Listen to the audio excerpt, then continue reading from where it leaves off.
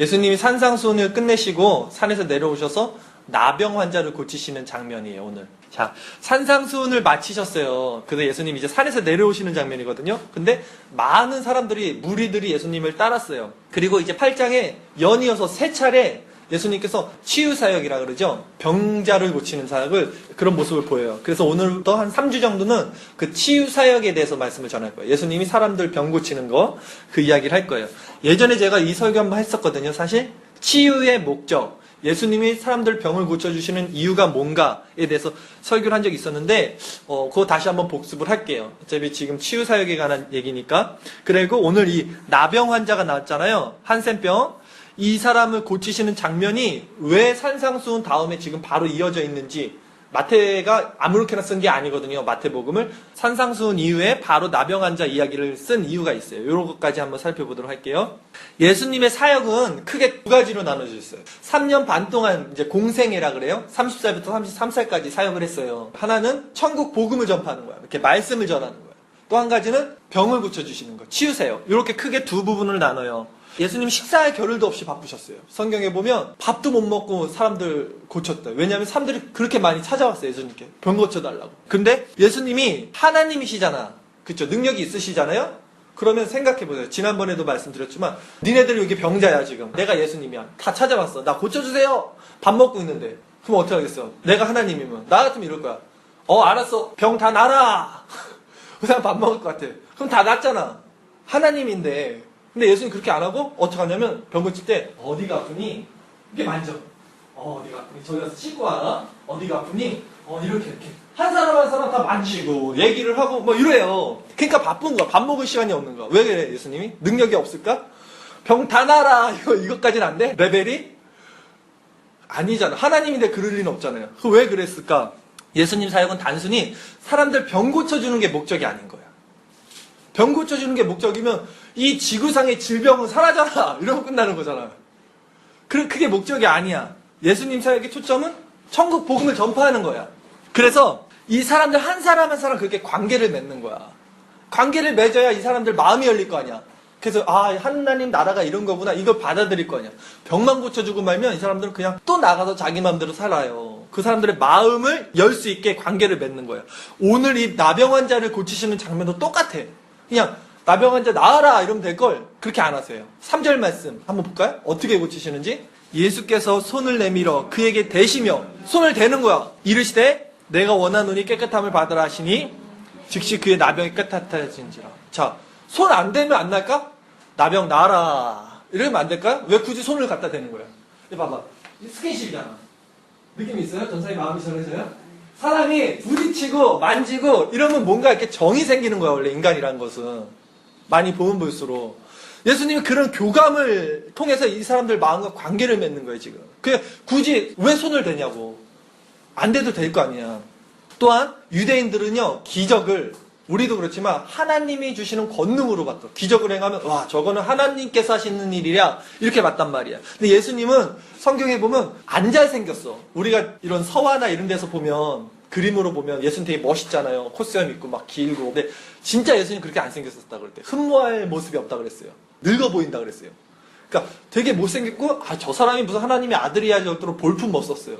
그러니까 사람들이 더 그럴 거 아니야. 그래서 그걸 보여주는 거야. 기적을 보여줌으로써 이 기적은 하나님이 아니면 할 수가 없는 기적을 보여주는 거야. 그래서 내가 하나님의 아들이야를 증거하기 위해서 기적을 행하신 거라고. 즉 병고침은 그들에게 복음을 전하기 위한 수단이지 병고침 자체가 예수님 사역의 목적이 아니라는 것을 예전에 이게 설교한 거거든요. 기억나요? 네, 기억나시네요. 진짜. 그쵸? 그러니까 오늘 본문도 그런 맥락에서 같이 이제 일을 해야 돼요. 예수님이 왜 나병 환자를 고치셨는지 1절, 2절 말씀이에요. 우리 같이 한번 읽어봅시다. 1절, 2절, 8장 1절, 2절 시작. 예수께서 산에서 내려오시니 수많은 무리가 따르니라. 한 나병 환자가 나와 절하며 이르되 주여 원하시면 저를 깨끗하게 하실 수 있나이다 하거늘. 아까 말씀드렸죠?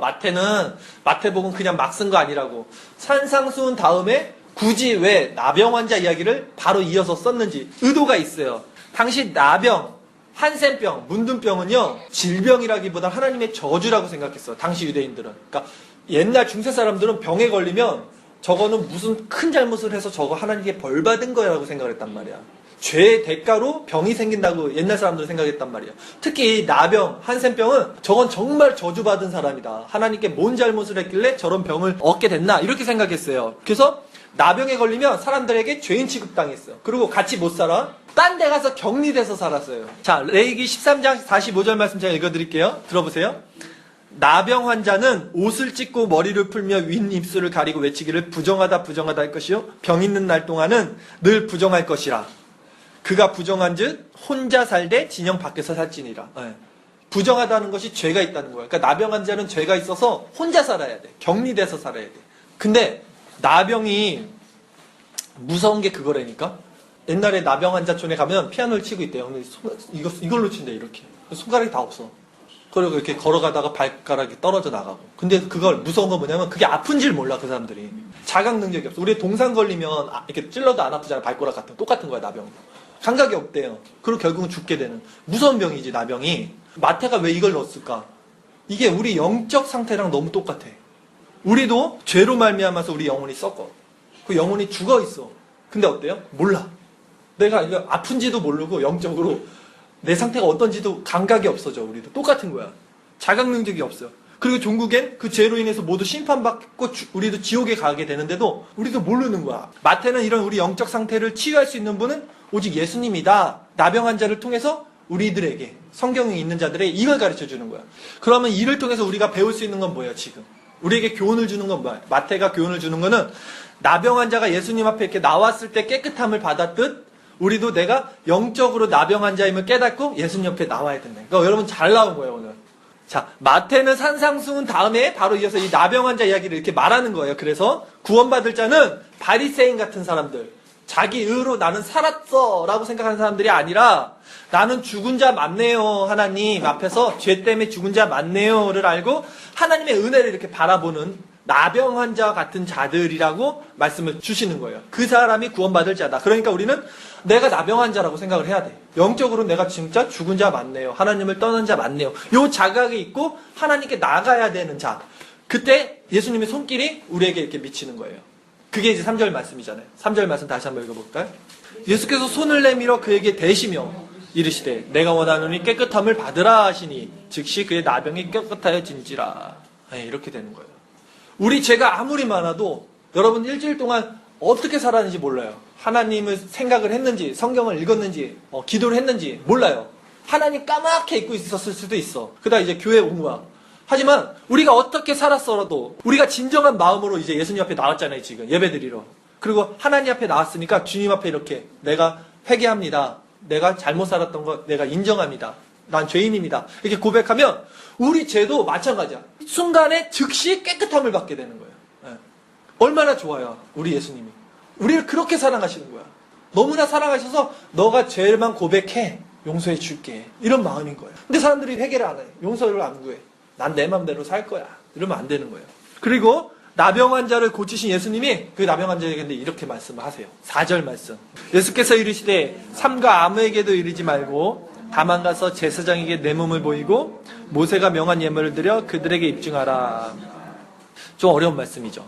자, 예수께서 이르시되 삼가 아무에게도 말하지 말래. 병을 고쳐놨어 지금. 그리고 가서 말하지 말라 그래. 근데 왜 말하지 말라 그랬을까? 왜냐하면 사람들이 자꾸 그것만 몰두하니까. 예수님의 사역의 목적은 뭐라 그랬어요? 천국 복음 전파. 그걸 위한 수단으로 병을 고쳐준 건데 사람들이 자꾸 그거에 몰두하니까 예수님을 단지 병 고쳐주시는 분으로만 생각하니까 그러는 거예요. 그러면서 이렇게 말씀하셨잖아요. 이르시되 삼가 아무에게도 이르지 말고 다만 가서 제사장에게 내 몸을 보이고 모세가 명한 예물을 드려 그들에게 입증하라. 이게 뭐냐면 이 나병이라는 것이 죄로 인한 병이었잖아요.